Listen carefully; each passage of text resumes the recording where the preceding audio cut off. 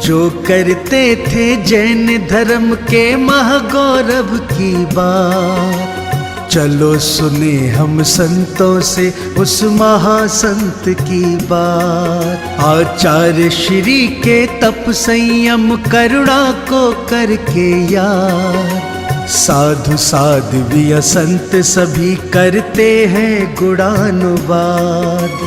गुणानुवाद गुणानुवाद गुणानुवाद गुणानुवाद। हम जिनके संदर्भ में विनयाञ्जलि अर्पित करने के लिए यहाँ एकत्रित हुए, वे एक व्यक्ति नहीं, एक युग थे। अगर हम आचार्य गुरुदेव के जीवन और उनके दर्शन पर विचार करते हैं तो वो हमें एक व्यक्ति की तरह दिखते ही नहीं। व्यक्ति जन्म लेता है, उसका जीवन होता है और अपने जीवन में अनेक उपलब्धियां अर्जित करता है, एक दिन चला जाता है। लेकिन कुछ व्यक्तित्व ऐसे होते हैं जिसके जन्म या अवतरण के बाद उनके पुण्य और पुरुषार्थ से जो प्रकाश फैलता है वो युग युगांतरों तक द्योतित होता रहता है। मैं परम पूज्य गुरुदेव को इसी रूप में देखता हूँ कि वे एक जाज्वल्यमान सूर्य की तरह, दैदीप्यमान सूर्य की तरह इस धरती पर प्रकट हुए और उनका प्रकाश हम सबके साथ है। और मैं मानता हूँ आने वाले युग युगांतरों तक वह प्रकाश हम सबके साथ रहेगा।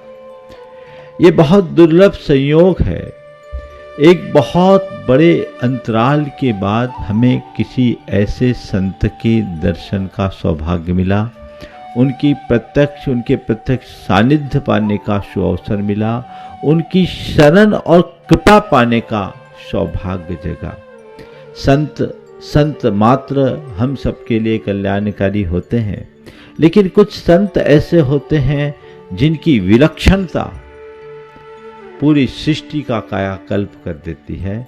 आचार्य विद्यासागर महाराज ऐसे ही संतों में एक हैं जिनसे पूरी सृष्टि गौरवान्वित हुई है, जिनने पूरी सृष्टि के कायाकल्प में, अगर हम आचार्य विद्यासागर महाराज को एक जैन आचार्य के रूप में देखते हैं तो निश्चित वे एक बड़े ही चर्यानिष्ठ, दृढ़, कर्तव्यनिष्ठ महान आचार्य के रूप में हमें दिखाई पड़ते हैं, जिन्होंने जैन धर्म के उन्नयन और विकास में अपना बहुत बड़ा योगदान दिया, या यूँ कहें संपूर्ण श्रमण संस्कृति का उत्थान किया। उत्थान ही नहीं, उसका प्रवर्तन और पल्लवन भी किया। हम उस संदर्भ में अभी ज़्यादा बात नहीं कहना चाहेंगे, मैं कुछ और बात उनके संदर्भ में रेखांकित करना चाहता हूँ। लेकिन एक महान आचार्य की पंक्ति में आचार्य विद्यासागर स्थान प्राप्त कर गए, जो भगवान महावीर से लेकर आज तक हजारों आचार्य हुए, उनमें से हम कुछ गिने चुने आचार्यों को स्मरण करते हैं। मुझे पक्का भरोसा है आने वाले शताब्दियों में आचार्य विद्यासागर को भी उसी गौरव के साथ स्मरण किया जाएगा, क्योंकि उनका वही कृतित्व है, वही व्यक्तित्व है। वे हमेशा जैन आचार्य, जो जैन तत्व ज्ञान के पुरोधा थे, अध्यात्म के प्रवर्तक थे, आचार्य कुंद को अपना आदर्श मानते थे और आचार्य कुंद की भांति ही अपनी चर्या और क्रिया में अप्रमत्त रहते हुए वे सतत अनुरक्त रहते थे। वे आचार्य कुंद, हम लोगों को तो उनमें आचार्य कुंद की ही छवि दिखती थी और ऐसा लगता है आने वाले समय में उन्हें आचार्य कुंद के समान ही याद किया जाएगा। जैन परंपरा की दृष्टि से अगर हम देखें तो हम लोग कहते हैं मंगलम भगवान वीरो, मंगलम गौतमो गनी, मंगलम कुंदार्यो, जैन धर्मोस्तु मंगलम। हम जब मंगल की बात करते हैं जैन परंपरा में, तो सबसे पहले भगवान महावीर, फिर उनके प्रथम शिष्य गौतम गणधर और तीसरे स्थान पर आचार्य कुंद आते हैं। मैं समझता हूँ आचार्य विद्यासागर ने भी वही स्थान प्राप्त किया है और आने वाले दिनों में उन्हें उसी रूप में देखा जाएगा। लेकिन इसके साथ साथ एक संत, एक मुनि, एक ऋषि जो अपने आध्यात्मिक साधना में निमग्न हो, ये बहुत साधारण बात है। अध्यात्म की साधना या धर्म की प्रभावना हर साधक करता है, लेकिन इसके साथ साथ हमारी संस्कृति के विकास और राष्ट्र के उत्थान में अपना चिंतन देना और राष्ट्र के विकास में अपना योगदान देना अपवाद स्वरूप ही किसी संत में देखा जाता है। यदि ऐसे तो बहुत उदाहरण मिले कि संत ने पूरे राष्ट्र के विकास में अपने आप को खपा दिया, लेकिन वो पूरे उस क्षेत्र में गया, वो सत्ता और साम्राज्य की लाइन में लग गया, लेकिन अपनी चर्या क्रिया में अप्रमत्त रहते हुए, अपनी मर्यादाओं का पालन करते हुए, अपनी आध्यात्मिकता से ओतप्रोत रहते हुए अगर राष्ट्र को आगे बढ़ाने वाला कोई कर्म किया है तो वह हमारे गुरुदेव ने किया है, आचार्य विद्यासागर ने। मैं कहूँगा कि उन्होंने ऋषि कर्म के साथ साथ राष्ट्र कर्म भी किया। प्रधानमंत्री जी ने जो विगत दिनों अपना वक्तव्य दिया, उसमें उन्होंने इस बात को अभिव्यक्त किया और ये कहा कि ये मेरी व्यक्तिगत क्षति है। उन्होंने कहा कि कोई भी महत्वपूर्ण निर्णय जब मैंने लिया और मैंने कुछ कहा तो उसका 24 घंटे में एनालिसिस करके मेरे पास संदेश पहुंचता था। आप ये कुछ समझ सकते हैं? और वो बहुत सूत्रात्मक शैली में बात करते थे, बहुत सूत्रात्मक शैली में। और उन्होंने जो बातें की वो राष्ट्र के लिए एक बहुत बड़ी धरोहर हुई। अभी कहा गया कि उनका सोच विशुद्धतया राष्ट्रवादी था। दरअसल आज पूरे राष्ट्र को राष्ट्रवादी सोच तो रखनी ही चाहिए। राष्ट्रीयता को अपनाए बिना हम राष्ट्र को आगे नहीं बढ़ा सकते, और राष्ट्रीयता तभी आगे बढ़ेगी जब हमारी सांस्कृतिक निष्ठा आगे बढ़ेगी। मैं परम पूज्य गुरुदेव के व्यक्तित्व को 4 दृष्टि से देखना चाहूँगा और उस संदर्भ में अपनी थोड़ी सी बात कहना चाहूँगा। हम अपने गुरुदेव में देखें तो मुझे उनमें 4 बातें ऐसी दिखती है जो उनको सारे संसार से अलग करती है। सबसे गहरी बात जिसने मुझे बहुत प्रभावित किया वह है उनकी अध्यात्म निष्ठा। वो बड़े आध्यात्मिक संत थे। अध्यात्म उनके अंदर कूट कूट करके भरा हुआ था। इतने बड़े संघ के नायक, बड़े बड़े सत्ताधीश जिनके चरणों में नतमस्तक होते, सारी दुनिया जिनके चरणों में न्यौछावर होती, लेकिन वे इन सब के मध्य अपने आप को एकदम अलग, निष्प्रह और एकाकी महसूस करते। वे जो कुछ भी करते आए केवल कर्तव्य के भाव से किया। उन्होंने कर्तृत्व की भावना अपने अंदर कभी नहीं आने दी। बहुत कम होता है। विगत कुछ दिनों से जब से उनकी तबीयत खराब हुई, एक ब्रह्मचारी ने जब उनसे बात की कि महाराज श्री, अब आपको कैसा लग रहा, आपका इतना बड़ा संघ, आपने उन सब की व्यवस्थाएं, अब आगे कौन देखेगा? तो उन्होंने कहा कि मैंने सब पहले ही व्यवस्था बना दी है। मैंने अपनी सारी व्यवस्था पहले ही बना दी। इतने बड़े संघ का संचालन कर रहे थे कुंडलपुर में, उन्होंने अपने संघ को छोड़ दिया। उनसे पूछा, महाराज जी आप भक्त प्रत्याख्यान कब करेंगे? जैन साधना में जब हमारा शरीर अशक्त होता है तो भोजन पानी आदि को कम करते हुए धीरे धीरे संलेखना के रास्ते पर बढ़ा जाता है। तो उन्होंने पूछा कि आप भक्त प्रत्याख्यान कब करेंगे? भले भक्त प्रत्याख्यान तो मेरा चल रहा है, भक्त प्रत्याख्यान का मतलब केवल भोजन का ही परित्याग नहीं, भक्त यानी संग का परित्याग, वो मैंने कर दिया है और सबको व्यवस्थित कर दिया है। उनके अंदर कहीं से किसी भी प्रकार का कर्तृत्व नहीं। और उसी चर्चा में उन्होंने कहा कि कर्तृत्व, स्वामित्व और भोक्तृत्व की भावना से अपने आप को दूर रखना चाहिए। मैं निमित्त मात्र हूं, कर्ता नहीं। एक बार मैंने उनसे कहा कि गुरुदेव, आपका कितना प्रबल प्रताप है कि इतना विशाल संघ, और उसके बावजूद आज पूरा संघ आपसे बंधा हुआ है, जबकि अतीत में अनेक आचार्यों का संघ उनके ही शासन काल में बट गया। आज भी आपका पूरा संघ आपकी आज्ञा में बंधा हुआ है। कितना प्रबल प्रताप है आपका।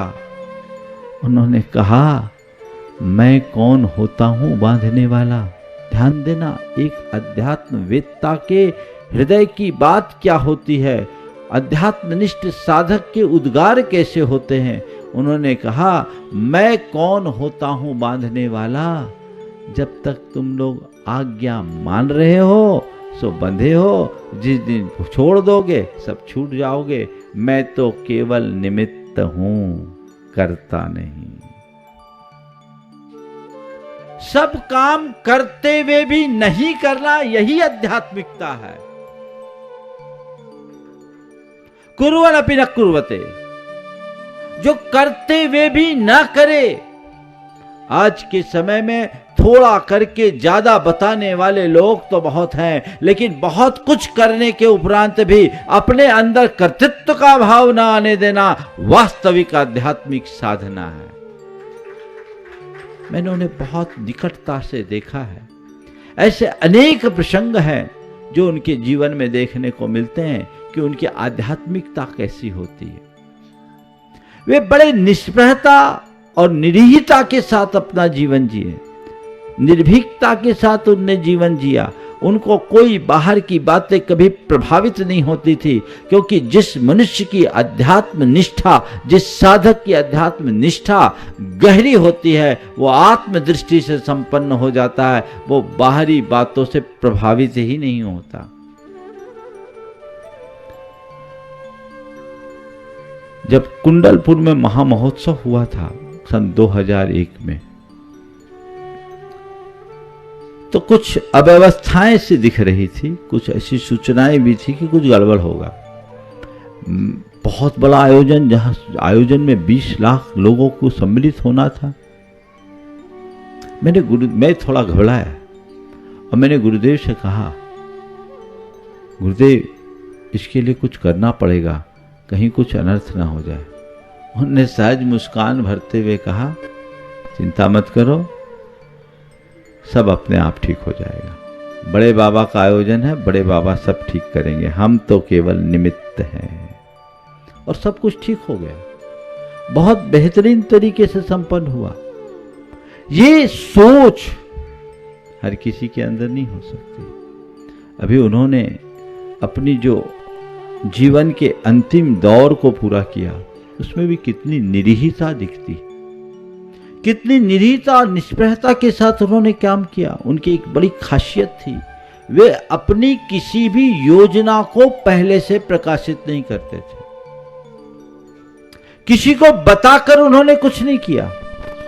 जब एक ब्रह्मचारी ने उनसे कुछ दिन पहले पूछा कि आप ये सब कार्य करें, समाज को बता करके करें तो अच्छा हो। बोले, मैं अपने व्रतों का पालन समाज के बीच में बता के क्यों करूं, मेरे व्रत है, मुझे पालना, मैं कर रहा हूं। और वो पहले हमेशा कहा करते थे कि मुझे अपनी संलेखना बहुत उत्कृष्ट रीति से करना है। मुझे ऐसा दिखता है कि उनने जब देख लिया कि अब इस शरीर का साथ ज़्यादा दिन नहीं होना, अपने मन ही मन वह कठोर निर्णय लिया और वे महामौन में जाकर के किसी भी प्रकार की कोई प्रतिक्रिया नहीं किए, और जो हो रहा उसे मात सहज भाव से जाना और देखा है। और आज उत्कृष्ट संलेखना उनकी संपन्न हुई। यह कोई साधारण बात नहीं है, अत्यंत दुर्लभ है। तो जिनके अंदर आध्यात्मिकता होती है वे सब कुछ कर लेते हैं और उनके अंदर किसी बात का कोई प्रभाव नहीं होता। दूसरी बात, वे बहुत सकारात्मक थे। किसी भी प्रसंग में जब भी देखते तो सकारात्मकता के साथ देखते। उनके अंदर नकारात्मकता तो कभी थी नहीं। किसी भी मुद्दे पर एक कोई ऐसा प्रसंग था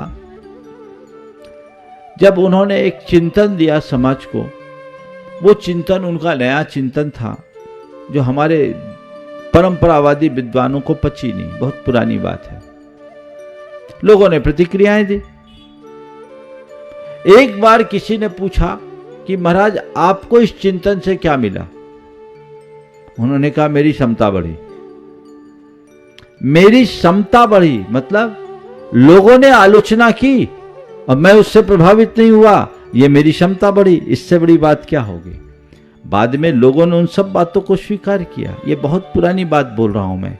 वो हर घटना, हर प्रसंग और हर परिस्थिति को केवल और केवल सकारात्मक दृष्टि से देखते थे और कभी किसी प्रकार की प्रतिक्रियाएं करते नहीं और प्रतिक्रियाओं से प्रभावित नहीं होते थे।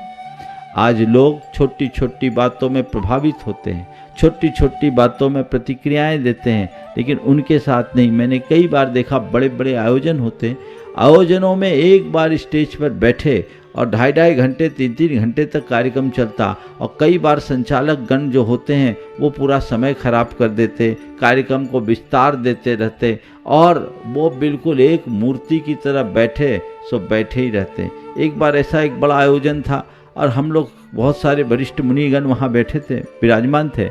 तो हम लोग बार बार आपस में प्रतिक्रिया कर रहे थे कि ये कार्यक्रम की दिशा ठीक नहीं है, इसमें समय वेस्ट हो रहा है, इनको ठीक करना चाहिए आपस में। पर गुरु महाराज बैठे सो बैठे। हमने एक दिन पूछा कि आप कोई प्रतिक्रिया नहीं करते, आपको कोई फर्क नहीं पड़ता? बोले मुझे क्या फर्क पड़ता, मैं तो इसे ही अपनी सामायिक मानता हूँ, समता रखता हूँ, जानो और देखो, जो कर रहा है सो कर रहा है। कम से कम मैं यहाँ शांति से बैठा हूँ, जनता को भी दर्शन हो रहा है और मुझे भी कुछ नहीं हो रहा है। ये उनकी सोच। तो ये सकारात्मकता बहुत दुर्लभ गुण है जो जीवन में होनी चाहिए और यही व्यक्ति के व्यक्तित्व की आभा है। उनमें ये बहुत गहराई के साथ जुड़ी हुई थी। तीसरी बात जो उनके जीवन की विशेषता है वह है संवेदनशीलता। वो बहुत बड़े संवेदनशील और करुण हृदय थे, खुद के प्रति कठोर और औरों के प्रति एकदम मोम से भी ज्यादा, बल्कि नवनीत के समान। हमेशा उनके हृदय से करुणा झरती थी और वो दीन दुखियों, मूक प्राणियों और पीड़ितों वंचितों की कल्याण की बात हमेशा सोचते थे। यदि कहीं कुछ इस तरह की बातें दिखती तो उनका मन बहुत जल्दी इनके निपटारे के लिए चिंतनशील हो जाता था। सन 2019 में मैं गुरु चरणों में था। गुरुदेव नेमावर से बिहार करके सतवास में आए हुए थे। हम लोगों को उनके पास थोड़ा ही समय मिलता था, शाम का समय। एक दिन जब गया रोज के समय, रोज की भांति, तो देखा गुरुदेव बड़े एकदम शांत चिंतन में मग्न बैठे और बाकी हमारे साधुगण थे वो भी सब गंभीर शांत बैठे रहे। जब मैं पहुंचा, थोड़ी देर देखा मामला बिल्कुल शांत है, गंभीर है। धीरे से मैंने कहा गुरुदेव लगता है आज हम लोगों से कुछ गलती हो गई, कोई अपराध हो गया। देखियो क्या बात है? बोले आपका यही समय हम लोगों को मिलता है और आप बिल्कुल, क्या बताऊं, बड़ी करुणा से कहा, क्या बताऊं, देखो दुनिया का क्या होगा। क्या हो गया? तो कुछ भाई उसी दिन जबलपुर के आए थे। उन लोगों ने गुरुदेव से प्रतिक्रमण से पूरे एक समाचार दिया कि गुरुदेव जो करते थे जैन धर्म के महागौरव की बात। चलो सुने हम संतों से उस महासंत की बात। आचार्य श्री के तप संयम करुणा को करके याद। साधु साध्वी संत सभी करते हैं गुणानुवाद। गुणानुवाद गुणानुवाद गुणानुवाद